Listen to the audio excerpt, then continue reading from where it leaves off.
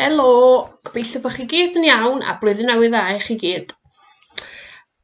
Heddiw, da ni sôn am ffrindiau. Os gennych chi ffrind arbennig? Mae gen bawb un ffrind arbennig, mae'n siŵr does. Mae ffrindiau da yn bwysig iawn i ni, achos maen nhw'n helpu ni, pan mae pethau mynd yn ddrwg neu. Maen nhw'n jyst yna i ni bob tro. Tybed, oes e un o'na chi wedi bod yn sâl erioed a bod ffrind wedi helpu? Neu ydych chi wedi helpu ffrind sy'n sâl falle? Neu beth i cerdded, neu beth i brifo? Be ydych chi'n neud? Heddiw, da ni'n cael stori am ffrind. 4 ffrind, a fod yn gywir, 4 ffrind caredig iawn, sy'n helpu dyn oedd yn methu cerdded. Roedd yna ddyn oedd ddim yn gallu cerdded. Doedd o ddim hyd yn oed yn gallu sefyll. Fe hoffwn i fod fel chi, meddai wrth ei ffrindiau. Nad oedd y dyn ddim yn gallu cerdded, roedd ganddo ffrindiau caredig i'w helpu. Un diwrnod cafodd ei ffrindiau syniad da. Fe awn ni at Iesu, medden nhw. Fe wnaeth Iesu dy wella di. Felly dyma codi'r dyn ar ei fatres a'i gario i'r tŷ lle oedd Iesu'n aros.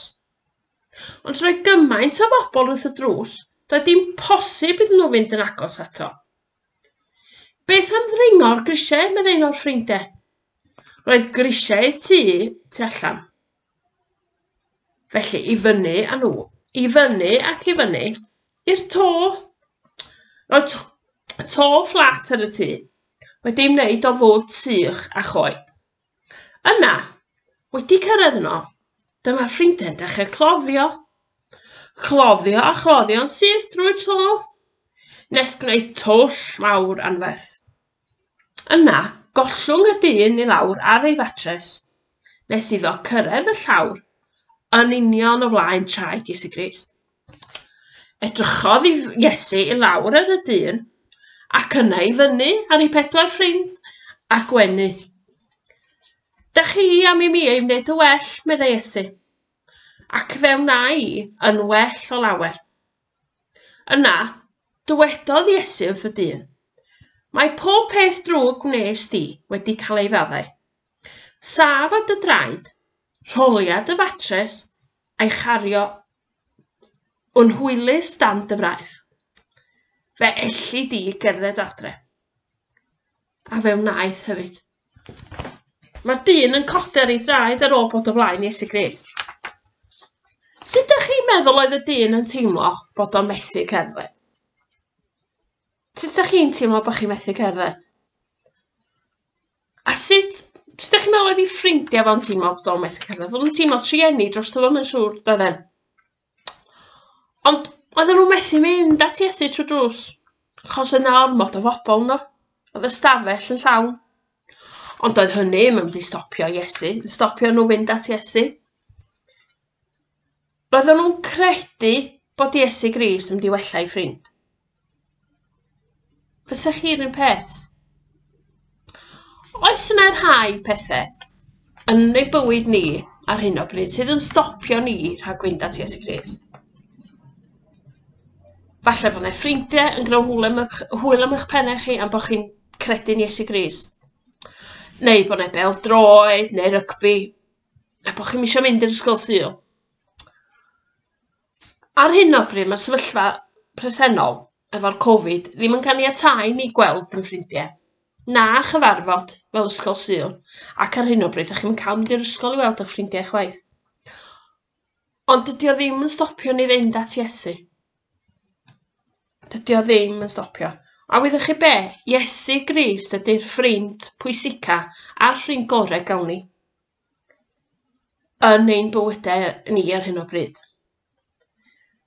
Mae Iesu maddau pob peth drwg da ni'n gwneud, a mae pawb yn gwneud pethau drwg weithiau.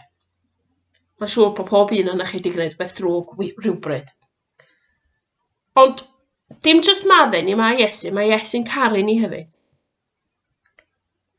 Ac am bod ffrindiau Iesu wedi credu ynddo fo, mae'r dyn yn cael ei wella.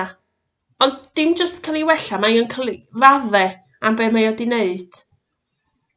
Mae'r Iesu Grist yn maddu iddo fo. A dyna sut mae'n gallu cerdded o ne, am fod Iesu wedi maddu pob peth drwg mae o wedi wneud, a falle ddim bod wedi credu'n Iesu Grist. Mae'n bwysig bod ni, fel Cristion, yn dod i nabod Iesu Grist. Fel bod o'n gwybod bod ni'n ei garu fo, a fel bod ni'n gallu cael meddiant am y pethau drwg dyn ni'n wneud. Mae'n un adnod yn y Beibl sy'n sôn am feddiant, yn Salm 130, adnod 4 dio. Ond drwy ti yn barod i faddau. Beth sa chi'n mynd i chwilio amdano fo yn y Beibl, gofyn i mam neu dad. A hefyd, so fo'n neis iawn gweld chi'n ceisio i ddysgu fo. Ond tybed, da chi wedi gweld bobl yn gwneud arwyddion llaw i bobl sydd ddim yn clywed? Mae hi'n bosib gwneud arwydd llaw i'r gair meddiant. Mi sefyll fyny i chi cael gweld hwn, dwi'n meddwl. Fel un mae'n gwneud o. Mae'n mynd fel e. Iawn? Fel sa chi rwbio'r plasticine yn y llaw. Llaw ar eich ceg, a wedyn fel e. So neis iawn gweld chi yn gwneud y fideo, ond chi hun yn gwneud yr arwydd llaw, a gweld chi'n dysgu'r adnod. A'i roed o'r grŵp WhatsApp neu grŵp yr ysgol Sul. Gofnwch eich rhieni ffilmio chi. Ond cofiwch, mae Iesu Grist yn ein caru ni ac yn maddu bob peth da ni'n wneud. Dim ond i ni gredu ynddo fo.